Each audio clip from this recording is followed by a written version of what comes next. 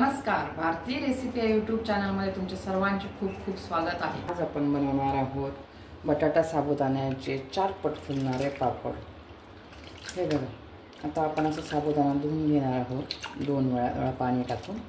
त्यात मग आपण पाणी टाकून रात्रभर भिजू देणार आहोत। अर्धा किलो साबुदाण्यासाठी मी साधारण 1.5 किलो बटाटा वापरणार आहे। तर मी आता साबुदाणा पाणी घालून रात्रभर भिजू देणार आहे। थोडंसं जास्त पाणी टाकायचं, कारण हा साबुदाणा आपण गाळणीतून बारीक करून घेणार आहोत। करून घेणार नाहीये, मी भिजवलेला साबुदाणा गाळणीतून बारीक करून घेणार आहे। त्यासाठी मी थोडं जास्त पाणी घालणार आहे, साधारण 2 बोटं। याप्रमाणे मी मीडियम साईजचे बटाटे घेतले आहे।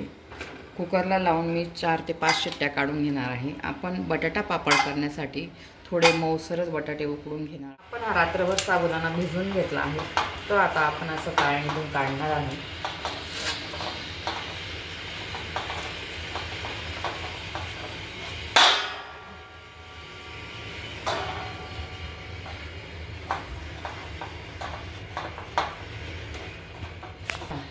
आपण हा रात्रभर साबुदाणा भिजवून घेतला आहे, तो आता गाळणीत घालून गाळून घेणार आहोत, म्हणजे खाली बारीक पीठ तयार होईल।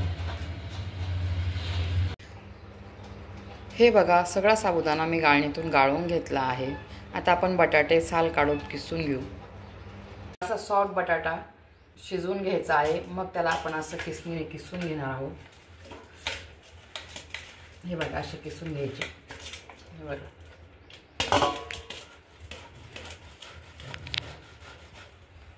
म्हणजे आपले पापड बनवताना गुठळ्या होणार नाही। सगळे बटाटे किसणीने किसून घेतले आहे। आता आपण बटाटा आणि साबुदाणा मिक्स करू।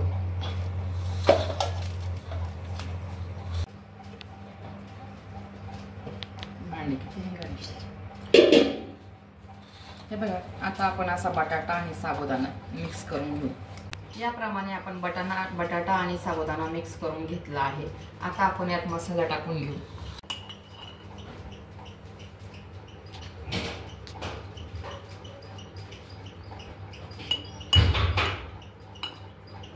हे बघा, मी साधारण 1.5 चमचा हा चमचा भरून मिरची पावडर टाकलेली आहे। आता मी मीठ टाकणार आहे। मीठ साधारण मी हे 2 चमचे भरून टाकणार आहे।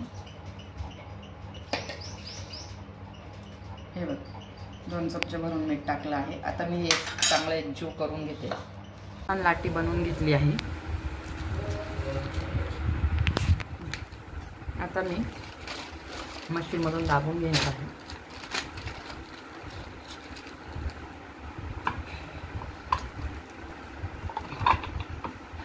हे बघा, थोडासा जाडच ठेवायचा, म्हणजे तो वाळून बारीक होईल। मस्त पापड आलाय, दिसायला पण छान रंग आलाय। हे बघा, आपले पापड वाळून तयार आहे। छान दिसत आहे, रंगही छान आला आहे। आता आपण हे तळून बघू। आता आपण मीडियम गॅसवरतीच पापड तळणार आहे।